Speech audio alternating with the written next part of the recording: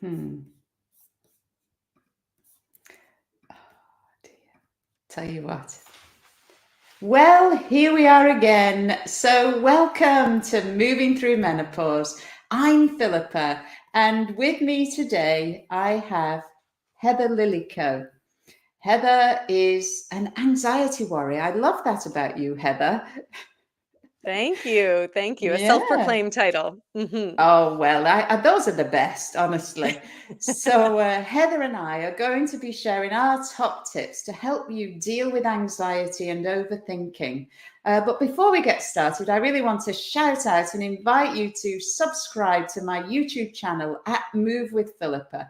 If audio is your preferred medium, then subscribe to the podcast on Apple Podcasts. And we really want to master this menopause transition. So I appreciate your likes and shares. And so we're going to dive into our topic today. Heather, thank you so much for joining me all the way from Canada. This is true. I dug myself out of the snow to be on this call today. Thanks for having me, Philippa. Well, you're very welcome. And so we're going to be talking all about anxiety, managing anxiety, but really with your three-pillar approach. And that's a natural approach to managing anxiety, which, I totally concur with anything natural and holistic in its approach. I think it's really important that we have these options because although estrogen is often at the root of this problem, when particularly at the menopause transition, when our estrogen levels are taking a nosedive, but that's not always the case. So having tools in your toolbox to help you, that's really what I'm interested to explore and share with people. So tell me a little bit about how you got into this work, if you would, Heather. Sure, absolutely. So, in order to understand sort of how I got into this work, we need to backpedal a little bit. So, growing up, I was always kind of a nervous kid. My mom used to say that I had a capital W for worry on my forehead. And I was sensitive, like any type of criticism or feedback, and I would be in tears. I was a perfectionist. I had to get top marks, and I felt like I couldn't ever relax. I always had to be doing and achieving. And Mm. I was an overthinker. I would overthink about, what I was going to have for dinner, where I should go to university, like just all of these things, interactions with friends. And all of this worry, this self-doubt, it followed me into university. And it reached the point where I was so overwhelmed, the pressure was really getting to me, and I started having panic attacks. And I remember the Mm. first panic attack I ever had, I was at a crowded party in university and my palms got sweaty, my heart started to beat fast, my vision tunneled, and I felt this overwhelming sense of dread take over. And so I locked myself in the bathroom, and I remember just sliding down the wall and waiting for it to pass. And ever since Mm. then, I started living in fear of when was the next panic attack going Mm. to strike. So I was so overwhelmed and it was getting to be a lot for me to manage. So I went to my doctor and I said, I'm having a lot of anxiety. What can we do? And she pulled out a prescription pad and she started writing me out something for anti anxiety meds. And I said, well, let's just pause here for a moment because I really haven't explored any of my Mm. habits or like any other lifestyle behaviors. And so this is really where I began my journey to healing, where I started to address the root of what was going on, of why I was feeling anxious, and putting habits into place that helped me regulate and stay balanced. So I started with Mm. my diet. I added in mood boosting foods and I reduced and removed some that just through my own research, I thought, hey, maybe this is causing anxiety. And I started to feel calmer. And then I still felt like my nervous system was amped up a lot. And so I started practicing yoga and I felt Mm. calmer still.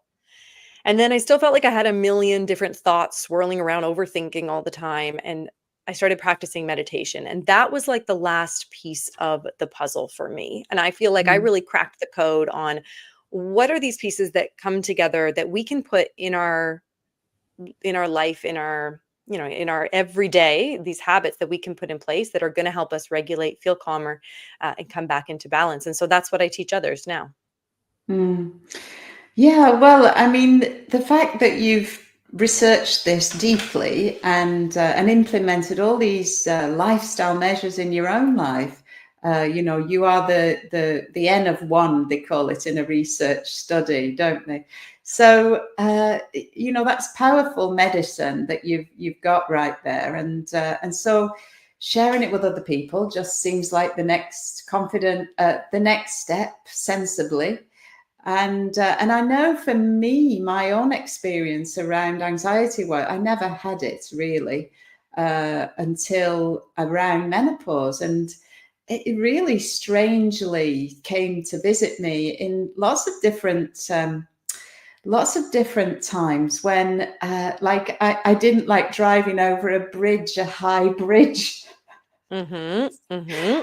I stopped liking standing on a high stool or a ladder, or I'd never had anything like this before, and sort of fear of crowded situations, not knowing how to sort of tackle entering a room, a busy party type scenario, and really nervous on the roads. That was something that I never. I mean, I used to be very happy to jump in the car at the drop of a hat and go anywhere. Never had anything like it, and lots of other situations as well, but very unfamiliar it was to me. And other things were happening too. So of course, I was getting hot in the night, and Mm-hmm. the brain fog, and so many of the other Yeah. symptoms. But that anxiety piece, that was not something I ever expected or anticipated. And so this can really take the rug out from under us when we're experiencing these things for the first time in middle life, or at any time. So what you said about sliding down the wall and then starting to worry about when the next occasion was going to Mm-hmm. arise, and that really can only fuel this situation of worry and anxiety and panic. Yes, it's so true. And this is what anxiety thrives off of is when we experience some sort of situation. So perfect example, you used to be fine with bridges, and then all of a sudden, for whatever reason, the first time maybe you start to have that thought of like, oh, this is really high. And so we can get those sort of Mm, physiological signals, right? Our heart starts to beat fast, we have rapid thoughts. And then we start to build this association that, ooh, that mm, was really uncomfortable to feel those sensations. I don't want to feel them again. And so we can kind of start to work ourselves up then, that then when the next bridge comes up, we start to get, that panicky kind of sensation again. And then it just builds up and overflows in our mind. And anxiety really thrives off of that. Is what I have found with clients is that it's more about the fear of getting anxiety and not being able to handle it. It's almost like we have anxiety about having anxiety, right? yeah. What if this happens and I can't handle it? We feel Mm, like it's going to be too much and we're just not going to be able to cope. And what I always tell people is that anxiety is very uncomfortable, but it's not dangerous to the body. mm. So you will be able to cope with it. It's just as uncomfortable in the moment. Yeah. Yeah, I mean, that is true, isn't it? Even if we were hyperventilating to the point where you pass out, I suppose the worst thing is you might fall and hurt yourself. But usually that it is harmless in that regard. But yeah, try telling your brain that. It's Well, yeah, right? Anxiety is not because when we're feeling anxious as well, that rational part of the brain Mm, is gone. It goes out the window, right? You're in fight or flight. Your body thinks it's in a state of true survival. Like something about this situation feels incredibly dangerous. And that could be like a physical danger of, what if I were to drive off this bridge or something?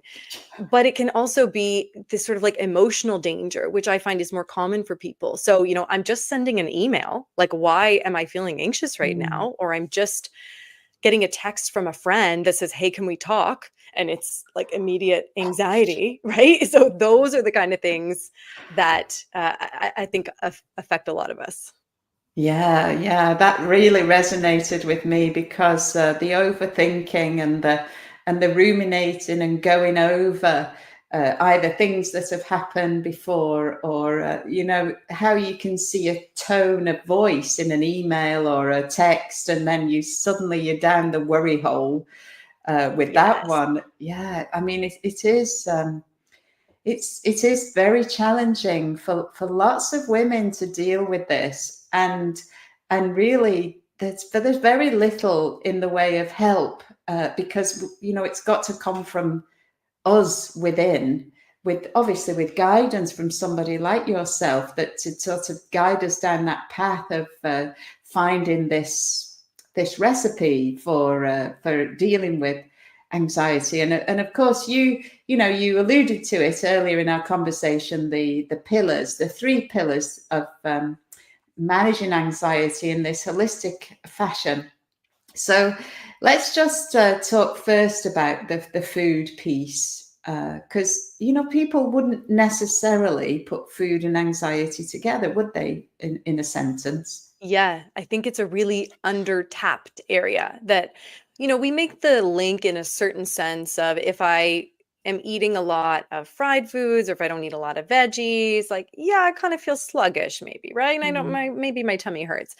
But the power of food and of nutrition and of eating these targeted specific nutrients can help anxiety so much. I mean, there's a lot of really compelling research evidence showing that certain nutrients, certain foods have a link to helping us regulate our nervous system, helping make our neurotransmitters, helping balance our gut health. mm. All of these things are going to improve anxiety.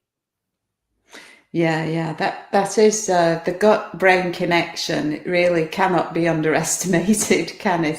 The power of that. And things like stimulants, like caffeine, I imagine. So there's foods Mhm. that contain those micronutrients that will be so good for us, and then there are other things that we might even be seeking out, unwittingly, unknowingly, things that are counterproductive, like caffeine, like alcohol, perhaps. Mhm. So Mhm. that's part of Yes. it too, isn't it?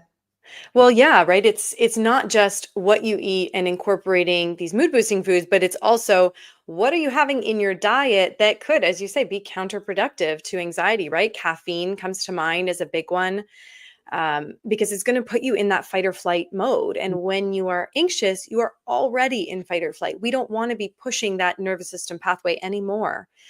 And I always say to people, what are we using caffeine for? Because most people will have it right in the morning when they wake up, right?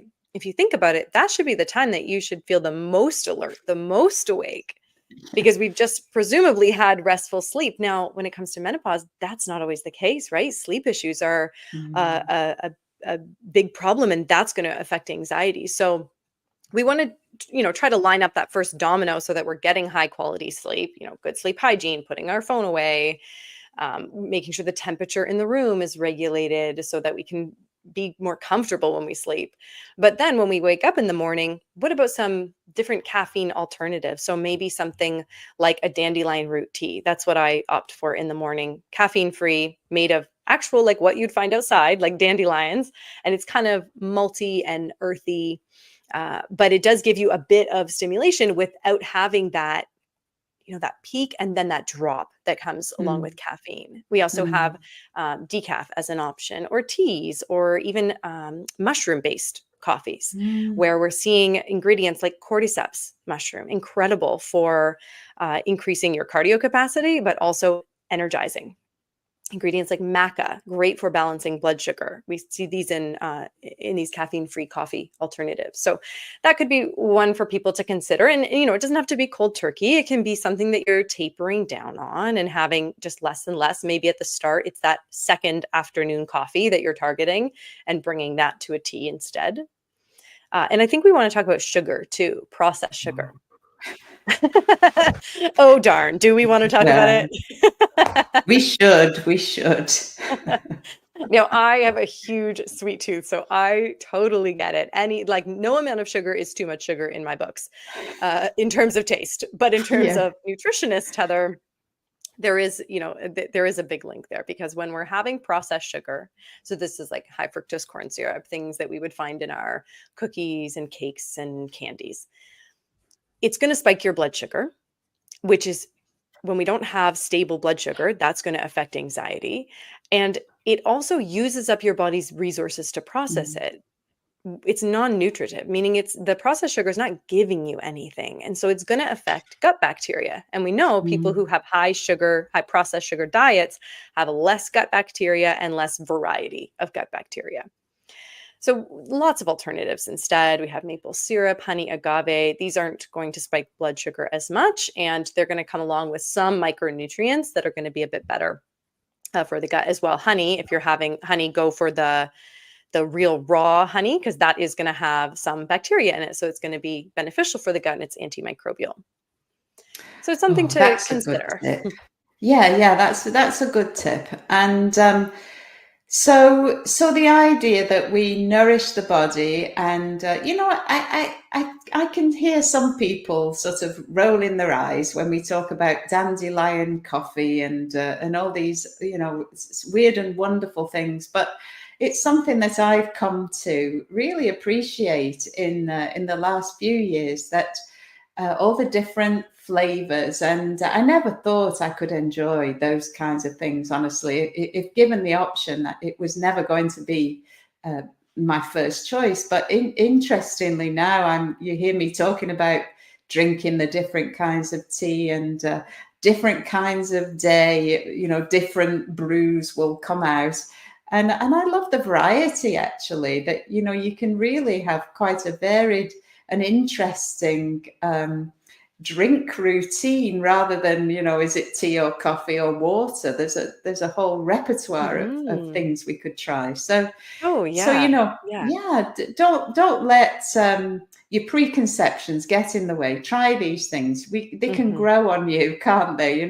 Yeah. Yeah, and there's so many alternatives these days, and, I get for a lot of people, coffee is like a ritual, right? It's this Mm, time where we have a nice warm cup in our hands, and it's time to ourselves, and I want us to still include that in our day, right? But could we swap out what's in the cup?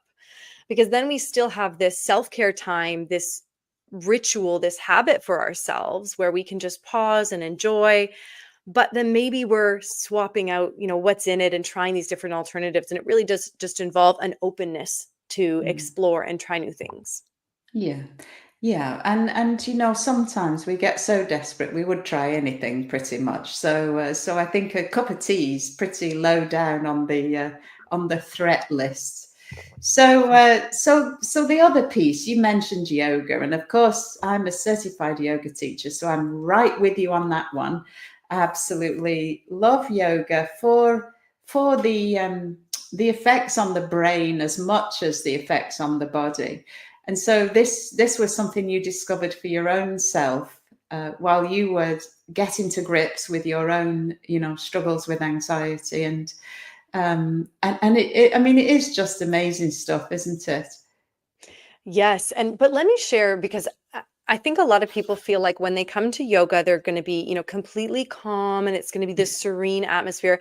And that wasn't my experience. I came from a Okay. background of boot camps and circuit training classes and high intensity workouts. And so to come into a class that forced me to slow down, that forced me to connect with my body and with my breath, that felt very uncomfortable. And so the Mm. first couple times that I did yoga, I did not enjoy it. The first class I went to was actually a mistake. I thought I was going to a circuit training class and I ended up at a yoga class. And I That's thought, okay, well, I'll just stay and see what happens. And I left that class going, that was so slow. Like, what was that? I don't feel like I got a workout at all. And I really had to change my mindset around what was mm, yoga going to offer me.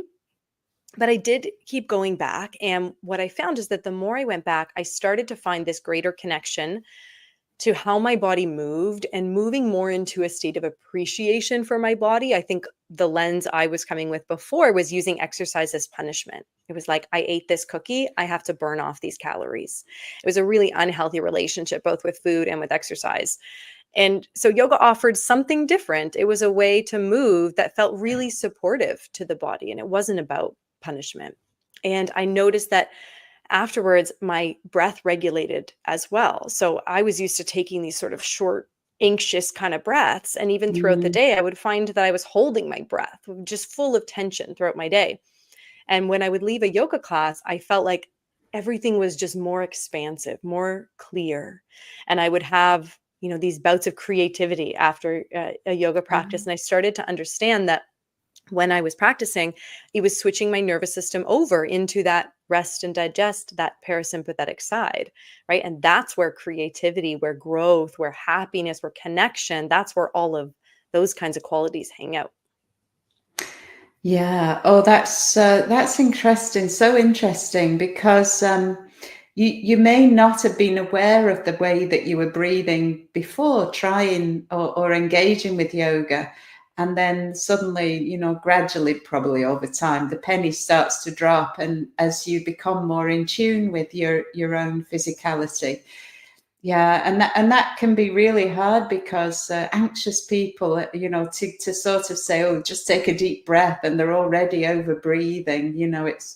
It's not helpful always to talk about breathing with people who are anxious. But for you to come to that sort of appreciation, I suppose, is what happened, isn't it? And And it took years to get there, I think, as well, because I was a perfectionist. And so I expected, the first time I was going to try something, I was going to be good at it. I was going to be as good as the teacher right away. That was my expectation. And so I had so much pressure on myself around having to perform in a class. And that's been a real retraining, is to do something just for the joy of it, not for needing to master something or for it to look or feel a certain way, but to just notice, oh, you know what, this feels really good for the body. I'm going to continue doing it. Doesn't matter what expression of the pose I'm doing. well, yeah, and I think of all the things I've ever done, yoga, you have permission in yoga to do that, don't you? The majority of teachers, instructors will give you permission to do the pose in the way that your speaks to you and your own individual circumstances. So it really is a time of exploration and of getting to know and connect with the body. And so when we feel so out of control, with anxiety taking us down this rabbit hole of spiraling thoughts and such like, then yoga really can be the antidote to that. Getting into your body can really be the antidote to that. Mhm. So the other piece, meditation, and that is, in the yoga family, isn't it? Is that how you became aware of meditation, the power of meditation? I think I started, being exposed a little bit to it in yoga, because yoga came first for me. And really just like at the end, that little Shavasana piece. And just like my journey with yoga at the start, I was like, this is boring. Like, you want me to sit there. And I thought, I was supposed to have zero thoughts and just empty my mind. And I was like, I'm an overthinker. How would I empty my mind of thoughts? This just isn't for me. And it took a lot of incredible guided experts to help me understand what meditation is and the fact that it's not about clearing your mind. I think the greatest benefit that I've seen in terms of anxiety when it comes to meditation is that it's helped me learn how to tolerate and sit with discomfort instead of numbing out or running away from it. So then in that way, I can sort of show up and see, oh, I'm having a feeling of anxiety right now, and find that separation from it. I am not just an anxious person. I am not my anxiety. The anxiety is a feeling that I experience. And could I sort of meet that where it is and get curious a little bit about it? Right? Usually we bring judgment into the mix, but I find Mm. meditation is about getting curious. Like, what do I notice right now? What sensations do I feel? What could have brought this on, right? What feels unsafe about this situation right now? And can I just allow that to be? Because when you allow it to be, you can allow it to move through a lot easier, because no emotion is forever. It sometimes feels like it is when we're in the thick of it, but we're just learning with meditation to kind of ride the wave of it, right? It's going to go by, but let's not grip on and identify so closely with it. We can notice the sensations and then just let it move past. Yes, yeah, yeah. And meditation is difficult, for us a lot of people, and me included, to really find the time, you're looking through your to-do list of all the things that you've got to Mm. get through in a day. Meditating, it kind of gets low down on the list, and then it falls off completely and it doesn't happen. But the power when we do engage with regular, even a brief meditation, I suppose. So what sort of time would you say you could get a benefit from? A brief time, a long time? What are we talking? Sure. Let's dive into that piece. I do want to say as well that I like to offer sort of a mindset reframe for Mm, some of these meditation pieces. Is that a lot of times we say like, I don't have the time, right? That's mm, probably the biggest barrier for most people is I don't have the time to meditate. But I see it as something that helps the rest of our day go smoother, right? There's this quote, I think it's by Abraham Lincoln, but he says, if you give me 6 hours to chop down a tree, I'll spend the first 4 sharpening the axe. That's what I feel like meditation is. It's a way to, and we know from brain studies that it increases our focus, right? It increases our ability to be present, to get to the task at hand. So if we do prioritize spending, and it really can be just a couple minutes a day of guided meditation. This is what I do in my community is have meditations, all of them under 10 minutes, because most of us don't have huge blocks of time to spare, right? But I think we can mm, all find or make the time for like a 5-minute meditation. And there's even a technique that I teach. I'll share it here with our listeners. It's called the pause 3, and it oh, takes less than a minute to do. So the pause 3 is ideal for between those transitions in your day. So if you are waking up in the morning and you start to feel the sense of overwhelm about your to-do list, that's a time for a pause 3. If you're in between meetings or on the go, that's a time for a pause 3. You want to cap off your day at the end, it's a pause 3. And all it involves is taking 3 deep belly breaths. So you breathe in through the nose, into the belly, and then you breathe out the mouth. And you do 3 of those in a row. And you could even, if you wanted, take your hand and place it on your belly and get that bit of feedback that you're indeed breathing into the belly. Because what we know is that type of breath regulates the nervous system and helps switch you over to your parasympathetic side. So I know we all have time for that technique in the day. And if you were to do those in times of transitions, and then also maybe add in a 2-minute morning meditation that gives you affirmations, or a 5-minute meditation check in when you feel anxiety start to rise. Those are your tools that will help you regulate and feel more grounded and centered. yeah. Oh, well, thank you for that. I like that. The transition, because there is invariably just a sort of hiatus when you're shifting from task to task. Trying to look for the keys to leave the house, things like this. So you're going to have a moment to fit that in. And what you said about sharpening the axe, getting yourself set for the day, it can really contribute to doing that. And so the effect on our physiology is just phenomenal.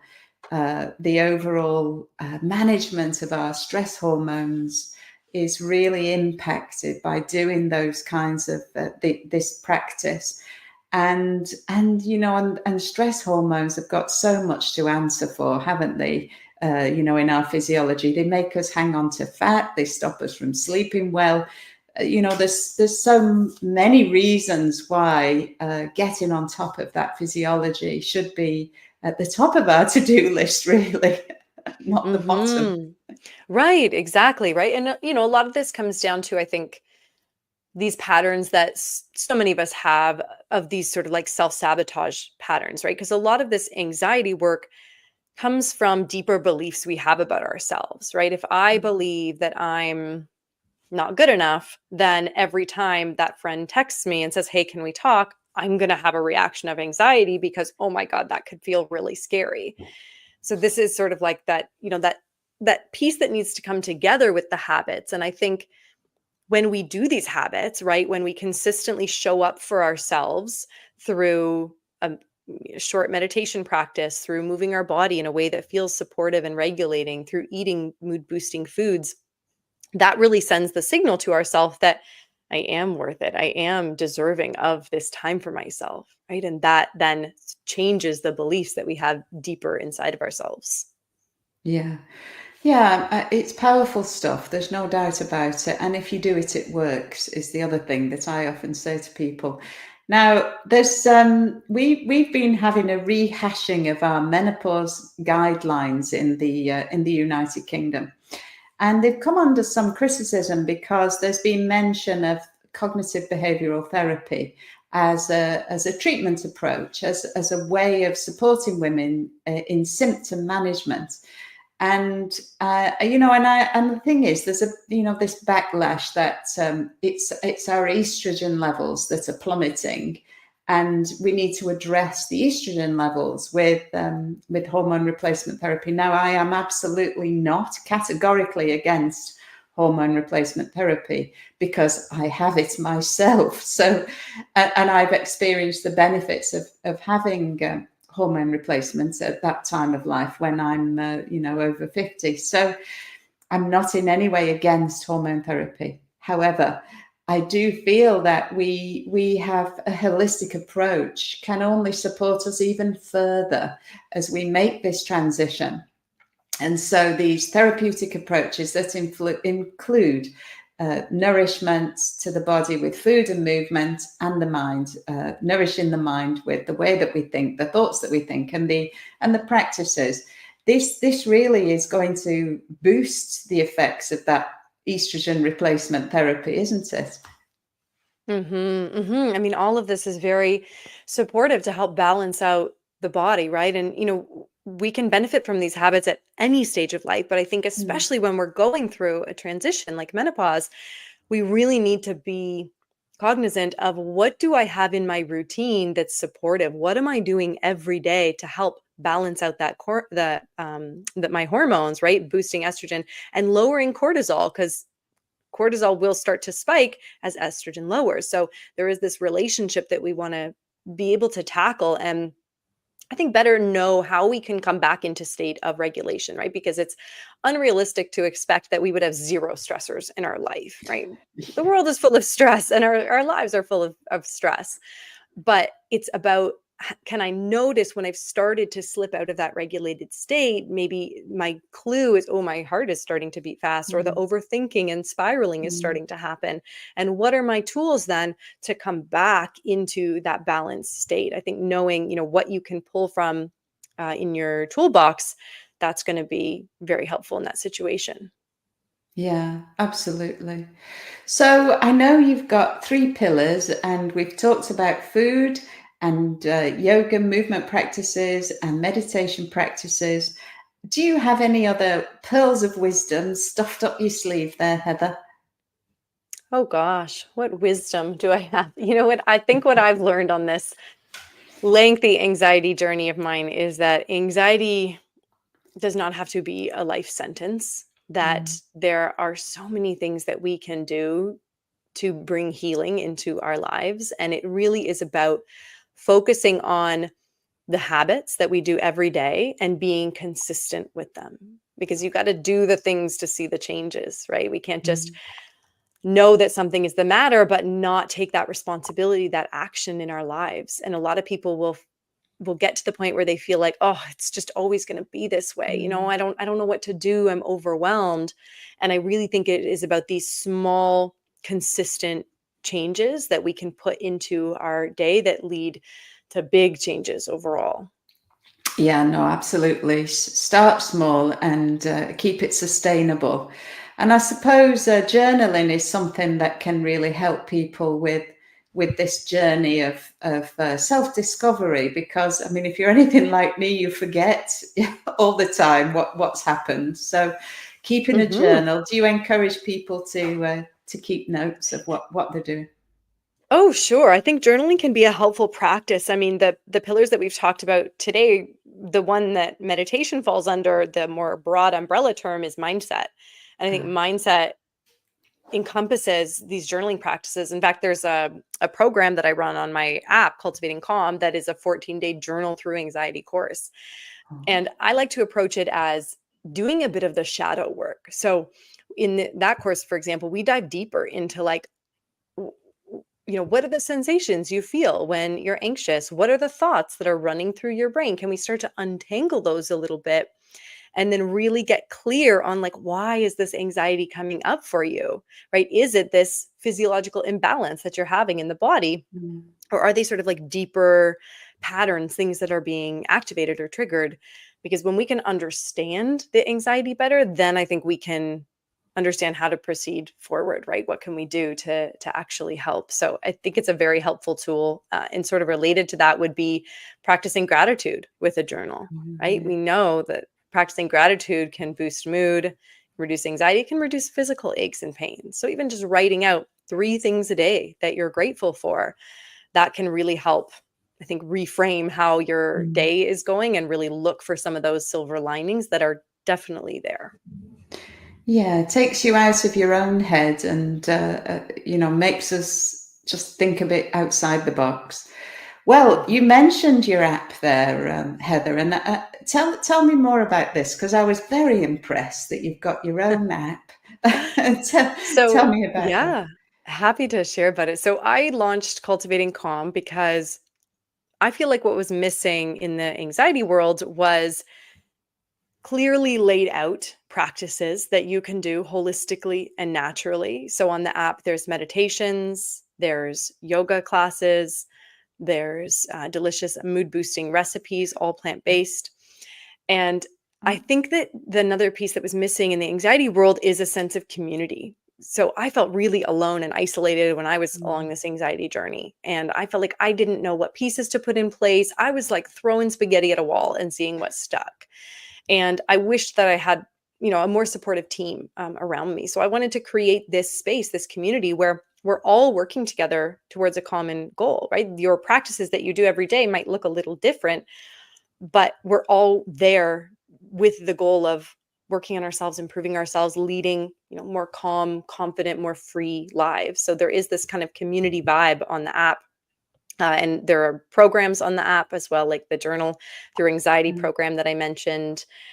Right now, I'm running a 6-week program on the app called Beyond Perfect, and that's a live one Mm. where members go through together, and there's a little like daily inspiration clip for myself.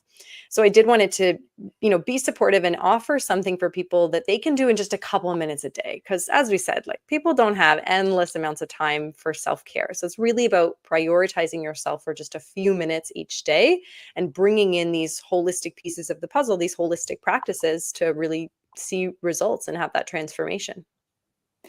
Yeah, well, I'm very impressed, I must say, and it sounds like, I think you're right. The craziness that was going on in my head, I definitely felt quite alone with it, and sometimes that's just because you don't like to say anything. You think, oh, this is, this is a bit odd, or whatever.